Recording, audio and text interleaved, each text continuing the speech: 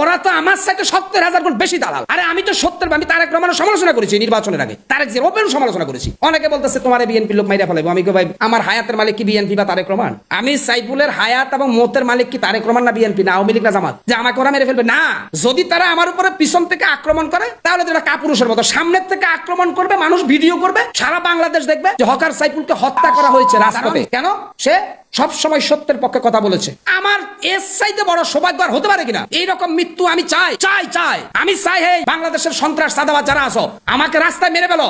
আমি আজকে শেষবারের মতো বলবো মিডিয়ার সামনে, প্রিয় দেশবাসী আপনারা আমার জন্য দোয়া করবেন। আমি বলতেছি, যদি কারো বুকের পাটা থাকে বাংলাদেশের আওয়ামী লীগ, বিএনপি, জামাত, এনসিপি, যদি কারো সৎ সাহস থাকে, আমি রাস্তায় যাত্রাবাড়িতে হকারি করে বলে দিলাম আমার ঠিকানা, আইসা আমাকে ডাইরেক্ট শুট করে দাও, আমি চলে যাবো আমার মালিকের কাছে। কিন্তু তারপরও তোমার মতো সন্ত্রাস সাদাবাদ মাস্তানের কাছে আমি মাথা নত করবো না। আমার মালিক আল্লাহ, আমি আল্লাহর গোলামি করব, তোমার গোলামি আমি করবো না, পয়সা দিলেও করবো না। 3টা সন্তান আছে মেয়ে আমার, যে আমার যদি কিছু হয়ে যায় আমার পরিবার কে চালাবে বা আমার সংসার কিভাবে চলবে? আমি গরিব মানুষ, এত কথা বলার দরকার কি? অনেক সুশীল বাবুরা আমার জ্ঞান দেয় যে আপনি গরিব মানুষ ভাই, থাক নিয়ে এই দেশে আপনি একলা কি করতে পারবেন? আপনার এত বক বক করার কি দরকার? মানে এইভাবে জোরে চিল্লে কথা বলার। আসলে কি জানেন, এদের কথা হচ্ছে দেখবা শুনবা, কথা বলবা না, কোনো বিপদে পড়বা না। এরাই এই কথাগুলো বলে। কি হচ্ছে তাদের কথা হচ্ছে আমরা দেখবো শুনবো, কথা বলবো না, কোনো বিপদে পড়বো না। যখন যে সরকার আসে সে সরকারের সাথে চাটামি করবো একটু সুবিধা নেওয়ার জন্য।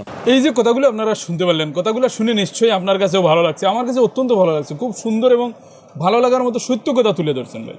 আসলে সবাই যদি বলে যে না আমি তো দেশের কিছু করতে পারবো না, আমি কি করব, আমি একজন মানুষ, তো সবাই যদি এইভাবে বলে, তাহলে ভাই দেশ যারা চালাচ্ছে, যারা দেশের মোটামুটি আইন ব্যবস্থা নিয়ে বা দেশের রাজা বাদশাহ বনে আসে, তারা যা মন চায় তা করবে আর আমরা বসে বসে দেখবো, এটা তো কোনোভাবে হতে পারে না ভাই। সেই জন্য ওনার কথাগুলো আমার কাছে অত্যন্ত ভালো লাগছে।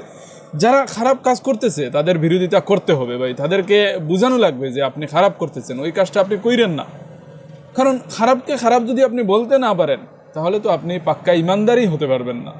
কারণ খারাপকে খারাপ বলা ইমানদারের কাজ, এটা ইমানদার বলতে হবে আপনি যদি ইমানদার হন, এবং আপনি প্রতিবাদ করতে হবে সেটাকে। যদি শুদ্ধ মানে ঠিক করার ইচ্ছা আপনার থাকে, তাহলে আপনি মনে করবেন যে আপনি পাক্কা খাঁটি একজন মুসলমান। আর যদি বলেন না যে যা করার করক, আমি ভাই আমার পথে আছি, ভাই তাহলে তো হবে না ভাই, দেশ তো সুন্দরভাবে চলতে পারবে না। কারণ দেশে যারা বসবে তারা তো শুধু নিজের চিন্তাই করবে, নিজের অন্য কোনো চিন্তা করবে না। তো আপনি এগুলা যদি ওনাদেরকে চোখের মধ্যে আঙুল দিয়ে দিয়ে দেখাইয়া দেন, তাহলে কি হবে, দেশটা একটু ভালোভাবে চলবে।